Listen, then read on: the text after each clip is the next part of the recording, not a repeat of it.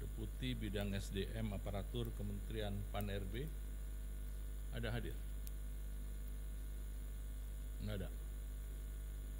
Atau yang mewakili kalau ada? Kalau gitu yang saya sambut pertama-tama Ibu Sekretaris Kementerian Perencanaan Pembangunan Nasional, Badan Perencanaan Pembangunan Nasional, Ibu Teni Widurianti, Pak Wikyo, para pejabat tinggi media Pratama di Kementerian PPN Bappenas, para PAU, dan para perencana yang hadir, terutama yang baru saja menyampaikan ikrar. Saya atas nama pemerintah sekaligus sebagai pembina PPI mengucapkan selamat pada saudara-saudara sekalian, dan saya juga sekaligus menyampaikan terima kasih atas kesediaan saudara menjadi pengurus. Ini kalau saya baca panjang, bagus, tapi nanti dibaca sendiri saja. Nah, jadi saya baca ini aja, menyampaikan lisan saja ya. Tapi kalau salah jangan diumumkan, kalau salah dikoreksi saja. Jadi begini saudara sekalian, jadi setelah saya renungkan ya, kenapa kok Bappenas ini ada, Dewan Perancang Nasional ada, bukan pada saat Indonesia lahir. Beda dengan Kementerian Pangan, Pertanian, Kementerian Luar Negeri, Kementerian Dalam Negeri, Kementerian Pertahanan, itu ada sejak kita merdeka, bahkan ada di Undang-Undang Dasar. Ini bahan renungan buat saudara, buat saya juga. Rupanya Indonesia merdeka kan tanpa direncanakan. Maksud saya bukan direncanakan lewat Badan Perencanaan Pembangunan Nasional. Tidak ada Badan Perencanaan Negara Indonesia Merdeka. Individu-individu merencanakan Indonesia merdeka. Mungkin sejak awal penjajah datang sudah pengen merdeka. Nah, keinginan itu terus dibangun mulai dari pada waktu syarikat-syarikat untuk merdeka didirikan, Budi Utomo didirikan, pada waktu ada Sumpah Pemuda, sampai pada akhirnya pemuda-pemuda mendorong supaya calon presiden pada waktu itu Bung Karno dan Bung Hatta membacakan ikrar kemerdekaannya. Nah kan rencana ini rencana kolektif individu, bukan rencana Badan Perencanaan, tetapi setelah itu barulah dipikirkan adanya Dewan Perancang Nasional. Akhirnya Bapak Insinyur Juanda diangkat atau dilantik memimpin Dewan Perancang Nasional, dan sedemikian rupa pentingnya perencanaan pembangunan nasional kita. Jadi saudara-saudara sekalian menduduki posisi yang amat sangat penting. Kan sudah ada kata-kata siap-siaplah kehancurannya kalau tidak dipimpin oleh ahlinya. Termasuk dalam merencanakan. Kalau perencanaan itu sudah jadi, blueprint sudah jadi dan bagus, sebenarnya pelaksanaannya mudah. Dan lebih mudah dan jauh lebih mudah tanpa ada perencanaan. Karena itu saya tahu diri, pada waktu Bapak Presiden minta saya menjadi Menteri Bappenas, saya antara percaya dan tidak, bener nih. Tapi kan sampai beberapa hari terakhir saya tidak tahu bahwa saya itu Menteri Bappenas. Pak Rahmat datang ya ke Menteri Keuangan.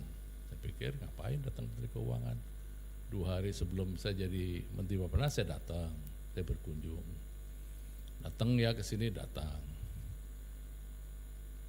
Sampai terakhir, hari-hari terakhir itu saya ketemu Bu Teni sebagai Bu Ses, saya mau kabur. Karena antara iya dan tidak, kalau nggak jadi saya malu, kalau jadi saya nggak enak kan. Aduh, tapi sudah masuk ada dia, ya sudah. Makanya karena itu waktu saya menjadi Menteri Perencanaan Pembangunan Nasional, pertama-tama yang saya minta berkumpul, selain pejabat-pejabat eselon 1, saya minta siapa ahli-ahli perencana yang masih mau berkarir di Bappenas.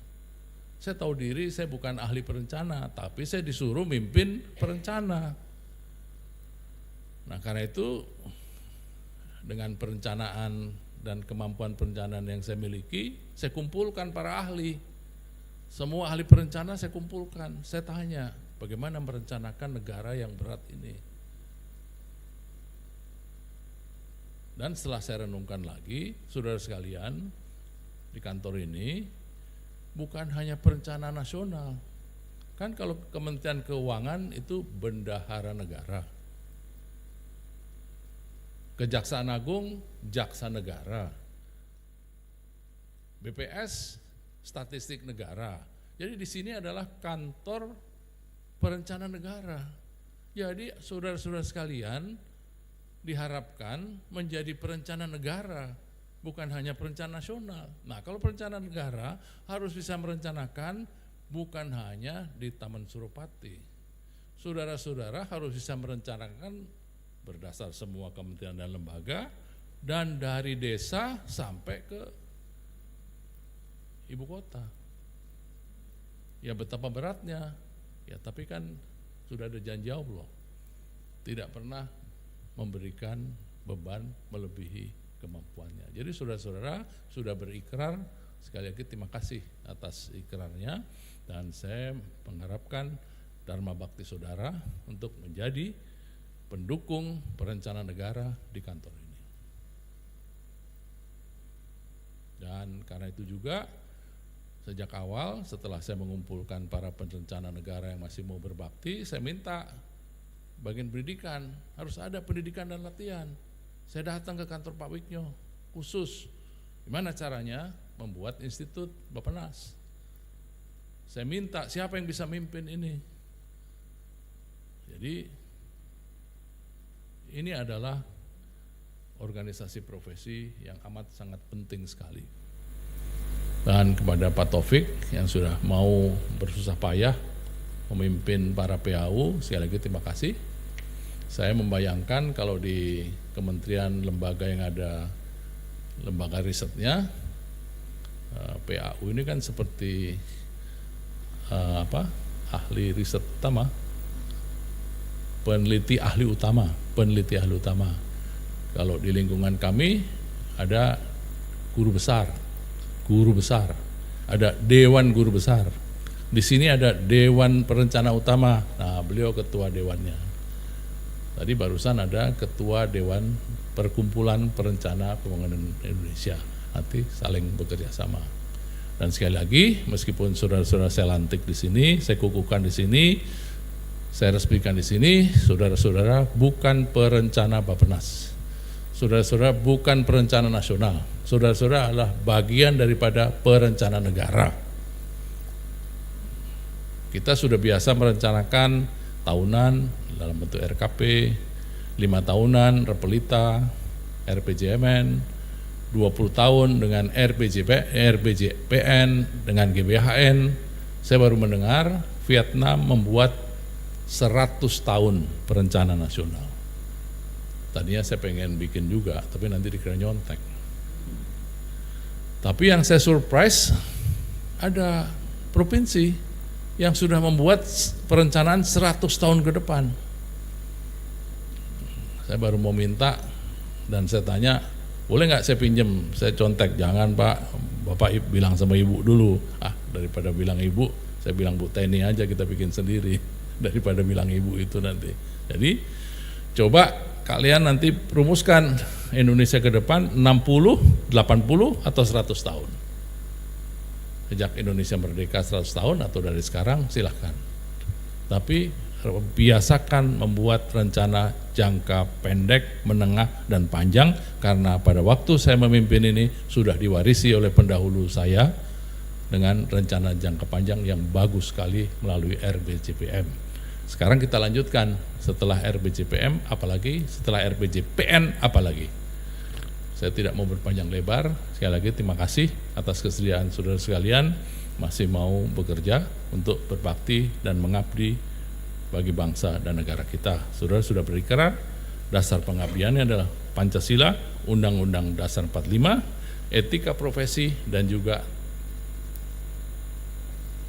ADART PPPI.